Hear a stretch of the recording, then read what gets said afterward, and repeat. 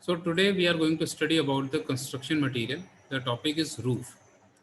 Okay, it is in the third unit, and we are going to study about the types of roofing.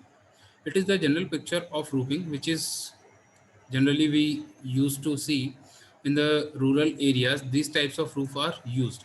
Roof is defined as the uppermost part of the building, which is constructed in the form of framework to given the protection to the building against rain, heat, snow, and wind. That means the portion of the building it is above the plinth level, okay, and to provide the protection or shelter on the top of the portion of the building. A roof is basically consists of a structural element provided at the top of the building for support of roof covering. That means it is working as a covering material on the top of the building. It should be durable against the adverse effect of various agencies such as wind, rain, sun. The winds, rain, and sun are known as a weathering agencies. Basically, it is considered to protect from the adverse effect of these agencies. It should grant the desirable insulation against the sound and heat flow. That means if we are using as a covering material at the top of the building, it should provide an insulation of sound and heat. That means the temperature inside and the outside of the building should be maintained properly and having the difference between both the conditions. It should be structurally stable and sound, and it should be capable of taking loads likely to come over it. That means it should be stable, that way it should be withstand for the longer period of time as the equivalent to the life of the building. It should be well drained and it should have efficient waterproofing arrangement. That means the rainfall is acting on it. It should be proper having the drainage of rainfall. Then the types of roof materials. The roofs are basically classified in three categories. First one is that is pitched roof, having a triangular shape like this. The flat roof nowadays, which is popular used in the various kinds of buildings, and the curved roofs providing having a dome type of shape. So let us talk about the pitched roof. A sloping roof is known as pitched roof. That is, this is it is having a pitch type of structure consisting of two supporting members known as rafters. These yellow members are rafters. These are battens which provide supports to the covering material to rest on it and without getting sleeping on it.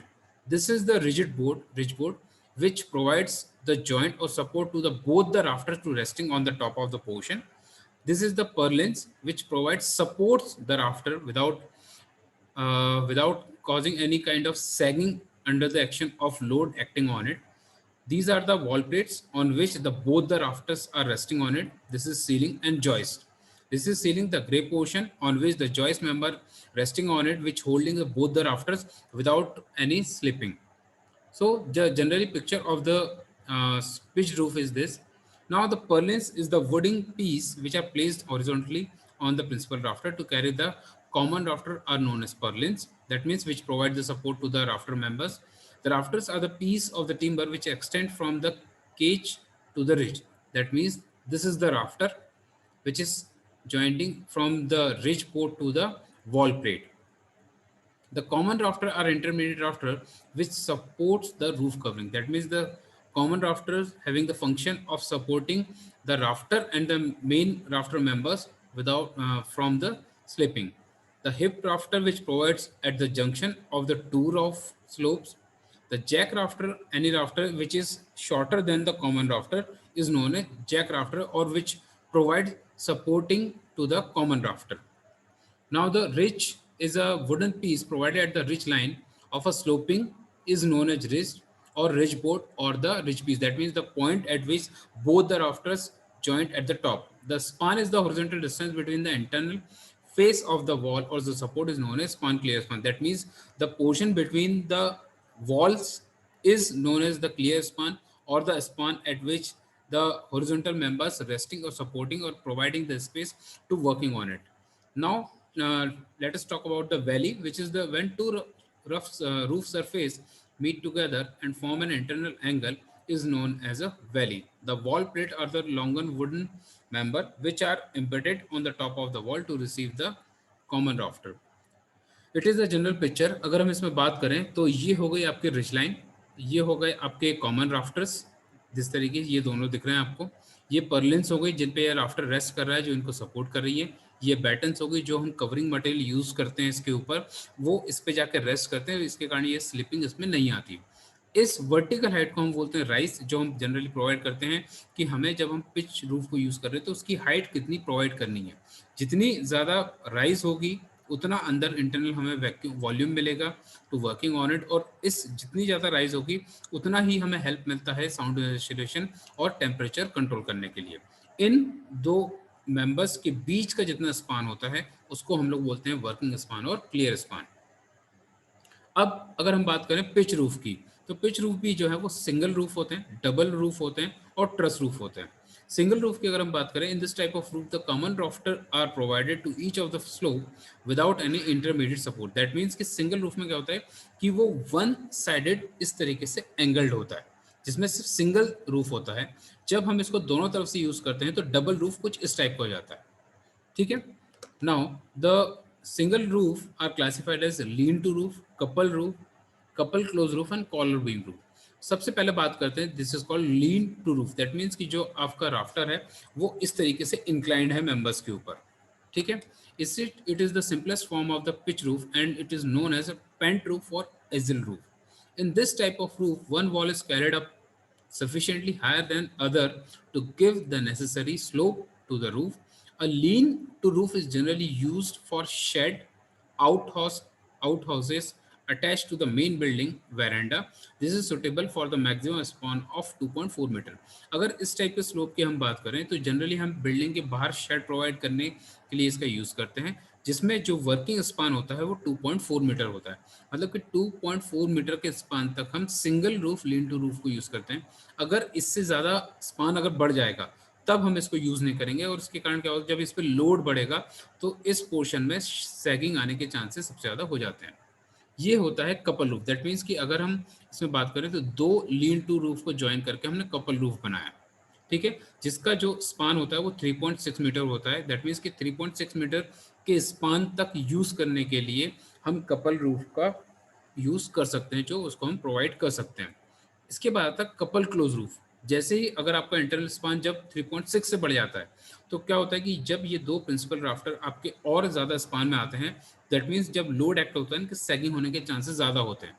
Plus load act होने के कारण जो आपकी wall plates और जो supporting members होते हैं उनको भी पकड़ के रखना ज़रूरी है।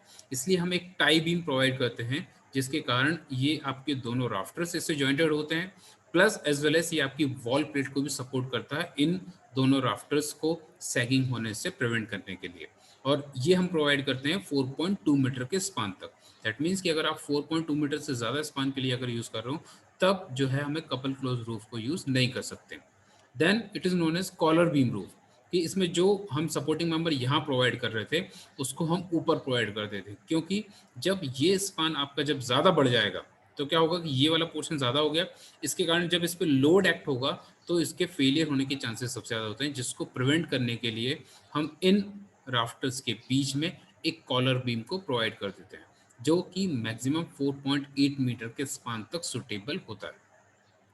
नाउ अब अगर इससे ज़्यादा मीटर के अगर हमारे पास स्पान होंगे तब हम क्या करते हैं, ट्रस रूफ का यूज़ करते हैं। ट्रस रूफ का यूज़ इसलिए करते हैं क्योंकि इसमें नंबर ऑफ मेंबर्स होते हैं जो कि लॉन्गर स्पान में विदाउट एनी फेलियर आपके रूफ को सपोर्ट करते हैं। वही कहना है कि when the span exceeded 4.8 meter, when there is no insiding supporting walls of the partition for the purlins frame structure known as truss, or on the roof position of the cross wall span the material of the truss. The spacing is 3 meter for wooden truss, and truss carry the ridge piece and the purlins which is known as the common rafter truss. That means कि वो ये बात कर रहे हैं कि जब तक 3.3 मीटर का स्पान तब तक हम वुडन ट्रस का यूज करेंगे, लेकिन जैसे ही आपके स्पान 4.8 मीटर या उससे ज़्यादा हो जाएगा तब हमें ट्रस्ड रूफ का यूज़ करना पड़ेगा, जिसमें नंबर ऑफ वर्टिकल और हॉरिजॉन्टल मेंबर बढ़ जाते हैं जो कि आपके इस स्पान पे रूफ को रेस्ट करने में हेल्प करते हैं। जनरली अगर हम ट्रसेस की बात करें तो king post truss, queen post truss, मैनशेड, टनेट, Belfast steel truss and composite truss जो कॉमनली ट्रस होते हैं। फर्स्ट एग्जांपल जो है वो किंग पोस्ट ट्रस का है। इसमें जब तक अभी हमने देखा था पिछली पिक्चर में, ये वाला वर्टिकल मेंबर नहीं था, ये सिर्फ हॉरिजॉन्टल मेंबर था। लेकिन किंग पोस्ट ट्रस्ट में क्या होता है कि इसका स्पान जो है 5 से 8 मीटर के स्पान में हम प्रोवाइड करते हैं, और इसमें ये जो मेंबर है, इसमें देखना आप, ये जो है वो हल्का सा के टाइप का शेप बना रहा है। इसके कारण जो है हम इसको किंग पोस्ट ट्रस्ट बोलते हैं, ठीक है। It is known as the king post truss which having the central post member is known as king post supports the tie beam, that means इस tie beam को ये सपोर्ट कर रहा है, और यहाँ पर एक स्ट्रट मेंबर लगा है जो कि इस राफ्टर को नीचे लोड के कारण फेलियर से प्रिवेंट कर रहे हैं, ठीक है। इसके बाद आता है क्वीन पोस्टर्स। क्वीन पोस्टर्स में आपका इस तरीके से एक हम दो मेंबर का यूज करते हैं जब आपका जो स्पान है वो 8 से 12 मीटर के बीच में होता है। दैट मीन्स जो हॉरिजॉन्टल स्पान है वो अगर 8 मीटर से 12 मीटर के बीच में है, तब हम क्वीन पोस्ट का ट्रस का यूज करते हैं, which is the upper most end of the queen post are kept in position by means of horizontal member is known as straining beam. ये रहा, इस स्ट्रेनिंग बीम से इस क्वीन पोस्ट से हम इसको सपोर्ट करवाते हैं, क्योंकि जैसे जैसे ये स्पान बढ़ते जाएगा वैसे वैसे इस पे जो है लोड एक्ट ज़्यादा होते जाते हैं। और जो प्रिंसिपल राफ्टर या जो हम यूज़ कर रहे हैं, इसके क्या है कि लिमिटेड थिकनेस है। अगर आप इससे ज़्यादा करोगे, ज़्यादा मोटा यूज़ करेंगे तो उसका वेट बढ़ेगा, और वेट बढ़ेगा तो उसका अल्टीमेटली इफेक्ट आपके किस पे आएगा, वॉल पे आएगा। सो इस चीज़ को प्रिवेंट करने के लिए हम नंबर ऑफ मेंबर्स को बढ़ा देते हैं जो कि हमारे इस ट्रस्ट को सपोर्ट करते हैं। It is known as a mansard truss. कि जब हम बात करते हैं कि जब आपका जो बड़े बड़े गोडाउन्स हैं जिनमें आपको स्टोरेज ज़्यादा करना है, अंदर का इंटरनल वॉल्यूम ज़्यादा चाहिए, वहाँ पर आपके किंग पोस्ट और क्वीन पोस्ट नहीं आते, फिर वहाँ पर आपके स्टील मेंबर को यूज़ करते हैं, जो कि इन दोनों के कॉम्बिनेशन से हम लोग इसको बिल्टअप करते हैं। This is known as the mansard truss.